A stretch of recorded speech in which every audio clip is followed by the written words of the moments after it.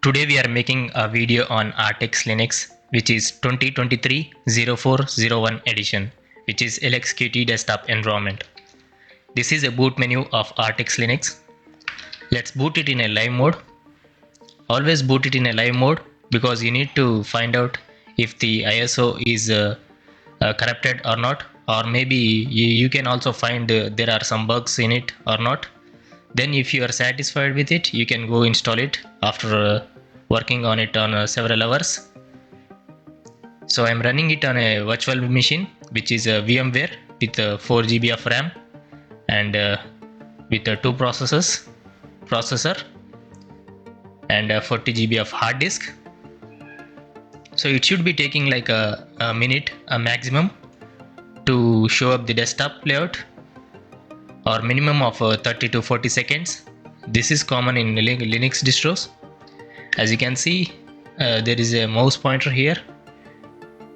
It booted up pretty much fast, like 20 seconds maybe, because it's LXQT desktop environment. LXQT desktop environment is known as the lightweight desktop environment. So first let's change the display resolution by going to, let's find the displays first. I can't find the display right here. It should be in the system, maybe preference. Yes, I forgot, it's LXQT. And here is the monitor setting. My monitor is 1920 into 1080. As you can see here, click on apply. It should change the display resolution. It's asking for the confirmation. Click yes. Here is the display setup, and let's find out about LXQT, which is 1.2.0. I think this is the latest version. Let's see the system monitor. It should be like a system tools. I think there is no system monitor, or a task manager you can call it. There is no task manager. No problem. Let's open the terminal and find out some of the distro info. Let's check the about of the terminal 1.2.0 and about Qt of 5.15.8. Let's type in few commands like inxi-sv8 for full distro info if it's available. We have the full info of the distro here. Host is Artix Live. Kernel is 6.2.6, which is almost the latest version, and it's a 64-bit operating system, or a Linux distro you can call it. Compiler GCC version 12.2.1, and Qt version which I already showed you. LXQT also showed that. OpenBox version is 3.6.1. VT is 7. SDDM distro Artix Linux. Base is Arch Linux. It is based on Arch Linux, and I'm running it on a VMware, so it's going to show you a VMware here. RAM is 4 GB and user is 727 MB. 700 MB is actually pretty good. You can use it as a lightweight Linux distro. It's you can call it as a lightweight Linux distro, because most of the Linux distro always uses the almost 1.1 GB to 2 GB the resources, like a RAM. They are midweight, and the one which uses more than 2 GB are the heavyweight. Heavyweight can be only seen in a rare cases, and midweight Linux distros can be usually you can call it Ubuntu Mate or MX Linux. These are all midweight, and INXi version is 3.3.26. Processors running right now is 267 and uptime is 2 minutes. I think we covered everything, I guess. Did we missed anything? I don't think so. These are some resolutions available from the monitor, and here are some versions of VMWGVFX 2.20. That's it, I guess. Let's type in few more commands. The same commands almost like this one, but this is divided in some parts. As you can see, just processor, INXi-b, it should be give some info of the distro, like a PhenoX version 6.0. It is also available in the first command, but it is in a short form. Xort version is a 1.21.1.8. Display X11. I think we covered everything. Let's type in one more command, which is inxi-G. Hit enter. As you can see, Xort again. Same. Let's type in cat/etc/issue. And this is a kind of a neofetch, you can call it. And the password for the Artix Linux is Artix, and the username is Artix. As you can see, you need to remember these things because some people need sometimes it needs a password, so it's better to remember this thing. Let's type in few more command like a htop, I guess. Before htop, let's type in neofetch, and it should trigger like same thing like this, but just CPU and memory is also available. Memory is around 533 MB. That's pretty good for the low-end PCs.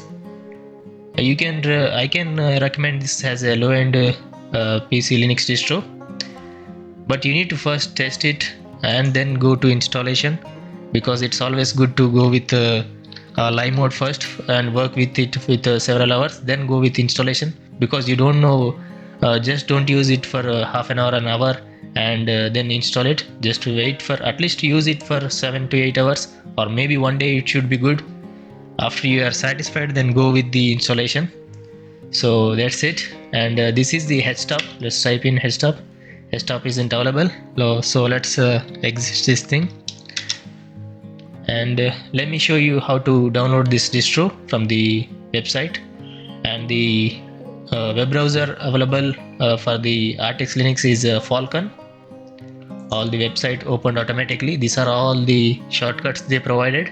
I didn't open or done anything. Let's check the version of the Falcon. Here is the version of Falcon. They added all these things. I didn't open or used it before. These are all the website opened automatically. They gave bunch of URLs. That is bad, because you don't want all these things. You can just give a bookmarks here, that would be great, but they gave the shortcuts URL. If you just open the browser, it's going to open like a 5 to 6 tab. That is pretty bad. In my opinion, it's up to you. If it feels good to you, you can go with it, but it's bad because opening for the browser and you get the 5 to 6 tab at once. That's a pain. And this is the official website you get here. As you can see, this is the URL. If you want to go to the website, you just type in artixlinux.org, or you can just type in Artix Linux in the search engine like a Google, DuckDuckGo, any of your favorite search engine. Let's go to the downloads. Here are the downloads. If you want to read anything, you can read it by going to their website. These are the downloads. There are a lot of desktop environments: Cinnamon, Community, LXDE, LXQT, Matte Desktop Environment, Plasma, XFCE.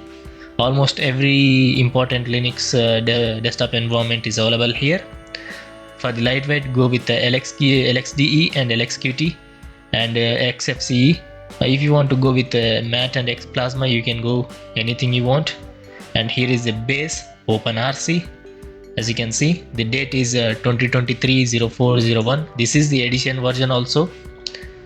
So let's go with the LXQT, and here are the file size. Let me open all these things and show you how much is the ISO file size.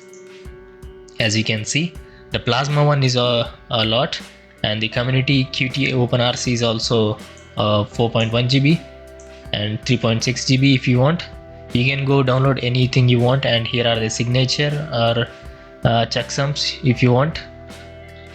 Let's try to download LXDE. Here is the version. You need to always check the what you are downloading here by the names. So this is it. Let's close this thing, and let's try to I'll show you the formality of installation. I'm not going to install it because I don't want to. I want to run it in a live mode. I'm just going to show you the process or the formality of installation. This is Calamares. Almost Calamares installation process will be almost same as every Linux distro. No need to be worried or panic for just this thing. First you need to choose your language. I'm going to choose English. There are plenty of languages available. You can go with anything you want. Click on next. You need to choose your location. You don't need to give the actual location.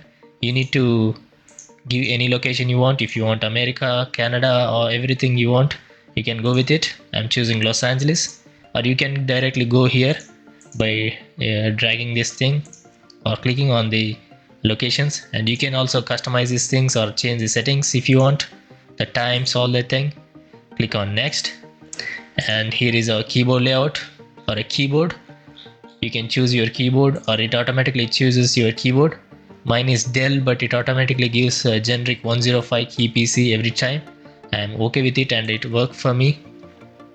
Choose your language. If it's English, go with English. If you don't want English, you can go with your own languages as you can wish. So click on next, and here is the partition thing. You need to be very careful here because this is going to erase everything if you choose the erase disk, and it will boot in a single boot, or it will install it in as a single boot. Here it's going to erase all these things, and it will try to install in the hard disk. And this is the manual partitioning, which you can resize, partition, do anything you want. You need to be having an idea of what you're doing here, so be careful, and you need to have a knowledge of what you're doing here. So this is going to erase everything. If you want to encrypt your system, you can encrypt by providing the password, and the password should be same in the two side boxes here. I don't want to encrypt. And this is the bootloader location. It automatically gives master boot record. It's good for me. And if you want to or if you don't want to install the bootloader, and if you want to install it later, you can do it. You can do it. In my opinion, it's better to go with automatic what it is provided, because it works for me. And you can choose your location somewhere. It's up to you. It's highly and it's easily customizable, up to you. And you need to know what you're doing here, so be careful what you're doing here. So this is my hard disk, which I already told you I'm using a VMware with a 40 GB of hard disk in the beginning. So click on next, and you need to provide your username, password, all these things. You don't need to give your actual name. You need to give anything you want for your computer. I'm just going to type in unboxing. If everything is good, there will be a tick mark right here beside the all the filled up requirements here. If you want to choose the required strong password, you need to give a strong password. I don't want to give a strong password. Log in automatically without asking for the password. Use the same password for the administrator account. If you want to give the same password, you can give it. If you don't want, you can change. It's up to you. I want to choose the same password just for the sake of the video, and I'm going to give a password. I'm choosing a simple password, and you need to have 6 characters. I'm typing the 6 password. It failed because I used just the 1 2 3 4 5 6. That's it. Because for the sake of video, I don't want to make it long. You need to give it a strong password to be safe. Don't just give the simple password. So for the sake of video, I'm just choosing the simple password. Click on next. Here is the summary of what you chose in the previous steps, like location, Los Angeles, American English, all these things which I done previously will be shown here. You already know what summary means. For the people who don't know, this is the just info, like it's going to erase the disk because I choose the erase disk, and it's going to it's showing here what will happen after you click on install button. This is the process. After clicking on install, it's going to take a few minutes, depends on your PC, maybe depends on the Linux distro. It should be taking like a maximum of 20 minutes or minimum of 5 to 10 minutes. It's all depends on your PC and the Linux distro. After installing, it's going to say finish. Click on finish button. You need to reboot your system, and you will be having a Artix Linux installed on your hard disk completely. If you choose in a single boot like RS disk, it's going to boot in a single boot. If you choose as a dual boot, it's going to choose give you an option of booting, how to boot. So that's it for the installation process. Let's close this thing. Again, be careful, and first you need to try it for a few hours, because you try it in a live mode. After you're satisfied, then go with the installation. I don't want you to ruin your PC just just first use it for a few hours, then go with installation. That's it. And let's see what all the apps comes pre-installed here in the Artix Linux. These are few apps. This all comes with the LXQT desktop environments, nothing is added. So no need to show everything, because this all which comes in LXQT desktop environment, and almost everyone knows the apps which comes in the LXQT. So no need to show all these apps. Let's check the wallpapers. What we get here. These are the customization options. Here are few wallpapers, not much, just a few wallpapers, but it's okay, you can add it to on your own. These are slideshow, you can do it slideshow. Click on apply, it's going to change the wallpaper. Here are some desktop features. A calendar time, which is common in every Linux distro or any other operating systems. This is the panel, you can configure the panel, customize like what you want, manage widgets. These are all the task manager, just some apps. Let's open few apps like a file manager, which is Pacman Qt. Version is 1.2.1. Everything which is available in the LXQT desktop environment and comes pre-installed with the LXQT desktop environment will be having the version of 1.2 and point something like that. So that's the common sense you need to have. You don't need to check all the versions. As you can see, this is a K desktop environment. So this is changed because it's different or like a third-party software 22.12.3. It's a text editor. Let's see what else we got here. Archiver, KWrite. I think this is a text editor again, or a KWrite. Kate, same thing. Let's check the version if it's available. Where is help to check the version? Here is the same version. Let's close this thing. On the graphics side, you just get an image viewer, and again I told you it's going to be 1.2 in a common, because it comes with a LXQT desktop environment pre-installed. This is, I think, a screenshot, I guess. Yep. About screenshot is 2.5.0 and Qt version you already know. Let's open few more apps on the internet. We opened Falcon already.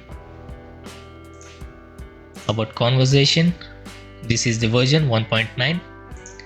Let's close this thing. We don't want to run anything in that. On the office side, we have a PDF viewer, or a PDF reader you can call it. Version is 4.04. Let's close this thing. What else we got still on the programming? We got Kate. On the sound and video, pulse audio controller, which you already know. And this is the media player. I think we covered everything, I guess. These are some common and a normal settings which you already seen in every LXQT desktop environment, so no need to show that and waste the time. So I think that's it. I think we covered everything, I guess.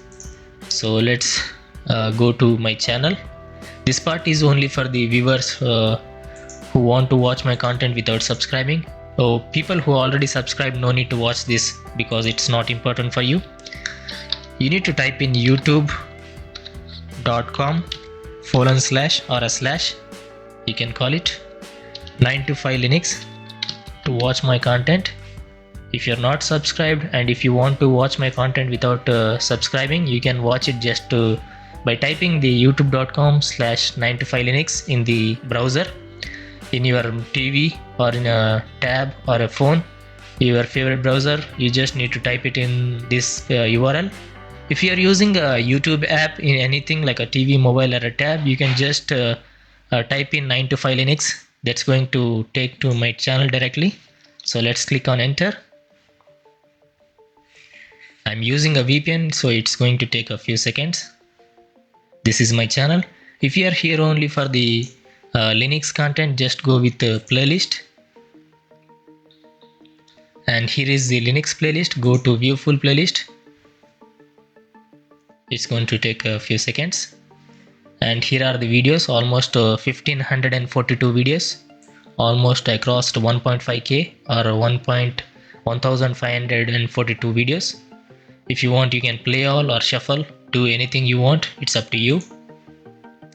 And you can even search your favorite Linux distro or a favorite search term like MX Linux. It's going to give the latest videos. So I made a video yesterday, MX Linux 23, which is alpha 2 version. I will be making a content as soon as the ISO file is released. Right, they release, I'm going to make a content on it. So you don't need to be worried or wait for anything. As soon as the ISO file is released or they release the beta version or a development version, I'm going to make a video. That's the reason I made almost 1.6 videos. I'm not going to miss any video. So that's the reason I will be posting 2 videos daily without missing any day. So I mentioned here, I don't miss any day. This is the timings. If you want to watch my content, you need to be at this time, or I will be putting the videos at the premiere, so you will be having an idea of what is the content that day. So before the timing, I will be uploading the video, so you will be having enough idea, and it will be on a premiere, so you need to wait for the timings, and it will be having a video there. Again, if you have some like a video doesn't have some good quality, you need to wait, because YouTube sometimes will be processing the video. So just wait for a few seconds and a few minutes. Sometimes it's up to YouTube, because I provided the high quality content, and YouTube sometimes messes, because it's going to take a few minutes to process the video. So that's the reason sometimes the video will be in a low quality. It's not with me, it's with YouTube. So that's it. And if you want to subscribe, you can. If you don't want, it's up to you. Clearly, I'm not going to force you. So let's close this and end this video. Again, thanks for watching. I hope you enjoyed this video. If you did, hit the thumbs up button. It helps make a good content for you. Other than that, I'll see you in tomorrow's video. Peace out. Before ending the video, I forgot to show you the what you call the RAM management. Let's type in htop. Htop is not available. Let's try to put in some command, so we can see how much resources are using after all these apps opened. Let's see how much resources is used. And the RAM is up to 888 MB. At the beginning of the video, it was like 550 something like that, and here is the RAM right now, which is almost 900 MB. It took almost 300 MB extra for all the apps opened. We didn't open that much apps, but it used this much 300 MB like that. If you want to compare it, you can put the beginning of the video and ending of the video side by side. You will be having an idea of how much resources are consumed. And 890 MB or 900 MB is not a lot, because it's a lightweight. You still you still can use on a low-end PC, so it's a good option. If you want to try it, you can try it. If you don't want, it's clearly up to you. No problem. If you want to stick with your own operating system, you can use that own operating system. No need to change your Linux distro every time. So again, thanks for watching. So let's end the video. Let's shut down this. I'm already making another video, because I post 2 videos daily. So I'm making another video which is Artix Linux. So let's end this video.